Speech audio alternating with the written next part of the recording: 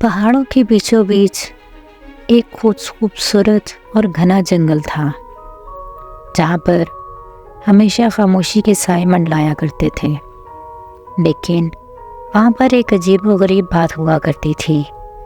وہاں پر روشنیاں پھوٹا کرتی تھی۔ ایک تیز روشنی نے پورے جنگل کو اپنے گھیرے میں لیے رکھا تھا، اور روشنی اتنی خوبصورت ہوا کرتی تھی کہ لوگ اسے دیکھنے کے لیے اس کی طرف کھنچے چلے آتے تھے۔ ایک رات جنگل بہت پرسکون تھا، مگر اس رات کی خاموشی میں کچھ عجیب سی بات تھی۔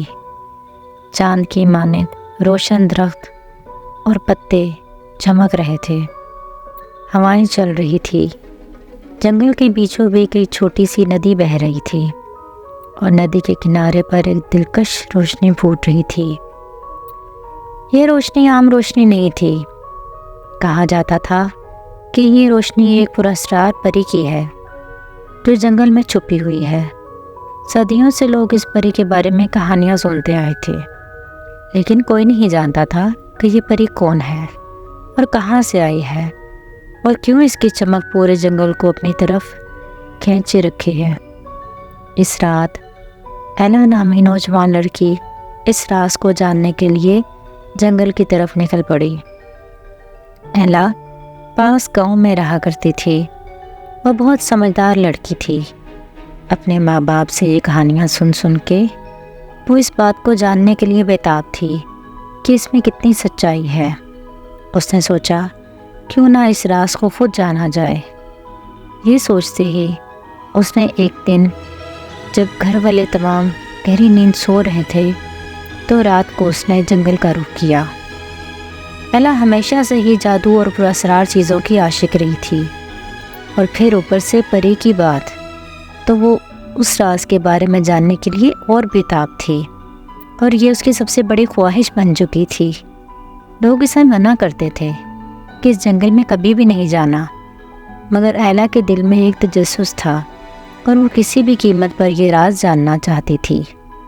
ایلا نے جنگل کے اندر قدم رکھا، اور ہر قدم کے ساتھ اس کے دل کی دھڑکنیں تیز ہوتی جا رہی تھی۔ جیسے جیسے وہ آگے بڑھتی گئی، چمک اور زیادہ تیز ہوتی جا رہی تھی، لیکن ساتھ ہی اس نے محسوس کیا کہ جنگل کی فضا میں کچھ غیر معمولی تبدیلی ہو رہی ہے۔ درختوں کے سائے لمبے ہوتے جا رہے ہیں، اور ہوا میں سردی کی لہر دوڑتی جا رہی ہے۔ اچانک ایلا کو ایک عجیب سی آواز سنائی دی۔ وہ رکی، لیکن وہاں کوئی نہیں تھا۔ یہ کیا تھا؟ اس نے خود سے پوچھا، مگر اسے کوئی جواب نہیں ملا۔ اس کا دل اب زور زور سے دھڑکنے لگا تھا، مگر وہ اپنے قدم پیچھے نہیں ہٹانا چاہتی تھی۔ ایلا نے روشنی کی طرف بڑھتے ہوئے کہا، کون ہو تم اور کیا چاہتی ہو؟ لیکن ایلا کو آگے سے کوئی جواب نہیں آیا۔ پھر ایک زوردار آواز گونجی، تم کیوں آئی ہو یہاں؟ ایلا ڈر گئی اور خاموشی سے اس طرف دیکھنے لگی جہاں سے وہ روشنی پھوٹ رہی تھی۔ اس کا دل زور زور سے دھڑک رہا تھا، اور اچانک ہوا کی تیزی کے ساتھ وہ روشنی ایلا کے قریب آ گئی۔ ایلا نے دیکھا تو یہ سچ میں ایک خوبصورت چھوٹی سی پری تھی، جس کے پروں میں سے اتنی چمک نکل رہی تھی۔ وہ بہت خوبصورت تھی، لیکن اس کے چہرے پر بہت اداسی چھائی ہوئی تھی۔ پری نے جواب دیا، میں ہی ہوں وہ چمکدار پری جس کے لیے تم یہاں پہ آئی ہو۔ ایلا نے پوچھا، تم یہاں پر کیوں رہتی ہو؟ کبھی کسی کے ساتھ ملنے باہر کیوں نہیں آتی؟ پری نے جواب دیا، میں صدیوں سے یہاں پر قید ہوں۔ اس جنگل میں مجھے ایک جادوگر نے قید کر کے رکھا ہوا ہے۔ ایلا کا دل ڈر گیا۔ اس نے کہا، جادوگر؟ کون سا جادوگر؟ پری نے کہا، جس نے یہ سارا جال بچھا کے رکھا ہوا ہے۔ وہ لوگوں کو میری چمک دکھا کے یہاں بلاتا ہے، اور پھر میری چمک سے وہ لوگ قید ہو جاتے ہیں، اور پھر وہ ان کی روحوں کو نکال کے اپنے جادو کو طاقت دیتا ہے۔ ایلا کا یہ سننا تھا تو ایلا بہت گھبرا گئی۔ اس کے دل میں خوف کی لہر دوڑ گئی۔ اس نے کہا، تو کیا میں؟ ابھی اللہ کا یہی کہنا تھا تو پری نے اداس نظروں سے اس کی طرف دیکھا اور کہا، تم میری چمک کے قریب آ چکی ہو اور تم میری قید کا شکار ہو چکی ہو۔ اب تمہاری روح اس جادوگر کی قید میں آ جائے گی۔ ایلا کو یہ سننا تھا کہ ایک زوردار دھچکا لگا۔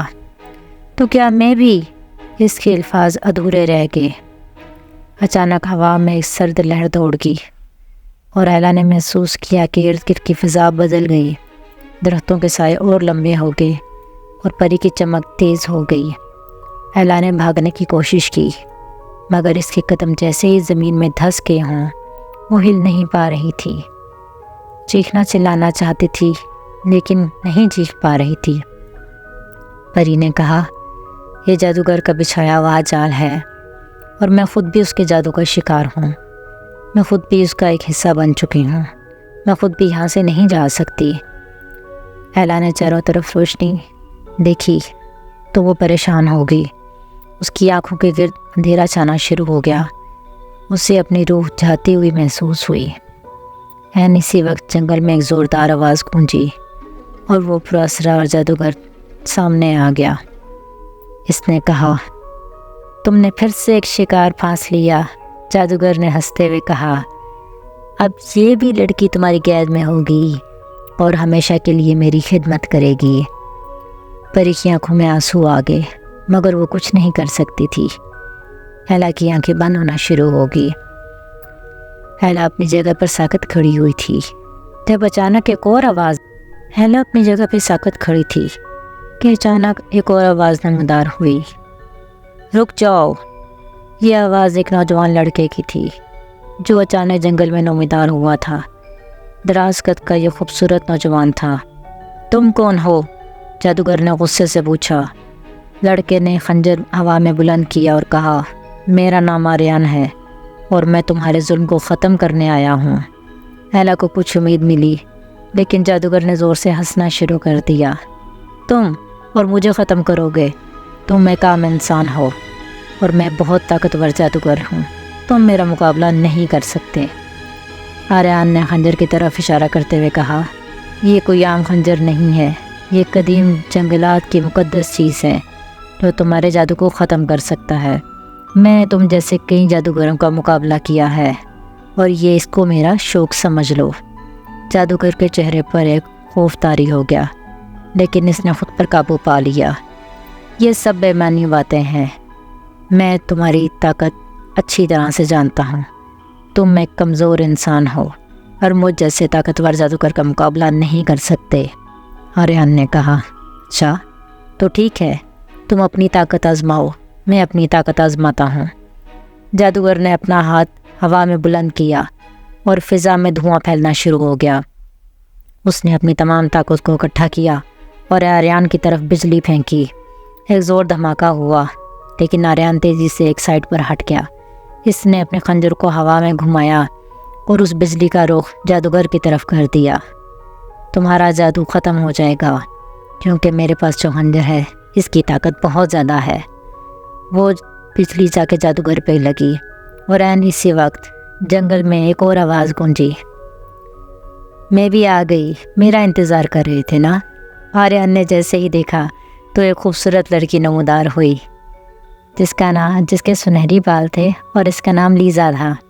لیزا کے ہاتھ میں ایک جادوئی کتاب تھی۔ لیزا نے اس کتاب کے صفحات کو پلٹنا شروع کر دیا اور اس کے اوپر سے کچھ منتر پڑھنے شروع کر دیے۔ جنگل کی فضا میں منتر گونجنا شروع ہو گئے اور ایک عجیب سی روشنی پھیلنا شروع ہو گئی۔ یہ تم لوگ کیا کر رہے ہو؟ جادوگر غصے میں آ گیا، وہ گھبرا گیا اور وہ ایک دم سے آگے پیچھے بھاگنے کی کوشش کرنے لگا لیکن اس روشنی نے جادوگر کو اپنے اندر قید کر رکھا تھا۔ لیزا نے جواب دیا، یہ روشنی تمہاری طاقتوں کو ختم کر دے گی اور تمہیں کمزور بنا دے گی۔ اور بالکل ایسا ہی ہوا۔ جیسے جیسے وہ جادوگر پہ روشنی پڑتی چلی گئی، جادوگر کی طاقتیں جواب دینا شروع ہو گئی اور آریان نے اپنے جادوئی خنجر کو اٹھایا اور جا کر جادوگر کے سینے کے اندر کھوپ دیا۔ جادوگر کی طاقت ختم ہونے کی وجہ سے جادوگر وہاں پر راکھ کا ڈھیر ہو گیا اور جیسے ہی جادوگر زمین پہ گرا ہر طرف دھواں ہی دھواں چھا گیا اور پھر سب کچھ غائب ہو گیا۔ پری کی پروں کی چمک دھیرے دھیرے مدھم ہو گئی اور جنگل کی فضا پرسکون ہو گئی۔ پری نے اپنی آنکھیں بند کی اور ایک سکون کا سانس لیا۔ اس نے کہا، بہت بہت شکریہ تم دونوں کا۔ آریان اور لیزا اس کی طرف دیکھ رہے تھے اور انہوں نے کہا، اب تم آزاد ہو، ہم تمہاری آزادی کے لیے ہی آئے تھے۔ ہم دونوں جادو کے بارے میں بہت کچھ جانتے ہیں اور ہماری زندگی کا مقصد ہے ایسے خطرناک جادوگروں کو ختم کرنا اور ان کا مقابلہ کرنا۔ ایلا، جو ابھی تک ساکت کھڑی ہوئی تھی، آخرکار بولی، کیا میں آزاد ہوں؟ کیا میں زندہ ہوں؟ پری نے سر ہلایا۔ ہاں، اس جادوگر کے جادو سے انہوں نے ہمیں نجات دلا دی ہے۔ اب تم بھی زندہ ہو اور میں بھی آزاد ہوں، ہمیشہ کے لیے۔ آریان اور لیزا ہنسنے لگے۔ ایلا نے کہا، تمہارا بہت بہت شکریہ، ورنہ آج شاید میں اپنے گھر واپس کبھی نہ جا سکتی۔ اس جنگل میں پرسکون سی خاموشی چھا گئی تھی اور سب کی مسکراہٹ اور ہنسی گونج رہی تھی۔ لیزا نے کہا، یہ میری جادوئی کتاب ہے جس سے میں لوگوں کا مقابلہ کرتی ہوں۔ یہ مجھے لوگوں سے لڑنے میں مدد دیتی ہے۔ ایسے جادوگر جو لوگوں پہ ظلم کرتے ہیں، ہم ان سے مقابلہ کرتے ہیں۔ آریان اور لیزا دونوں بہت اچھے دوست تھے۔ ان کی زندگی کا یہی مقصد تھا کہ ایسے جادوگروں کو ان کے انجام تک پہنچانا۔ اب پری بھی ان کے ساتھ شامل ہو گئی تھی اور پری ان کے ہر کام میں ان کا ساتھ دینے لگی تھی۔ یہ تھی ان کی خوبصورت کہانی۔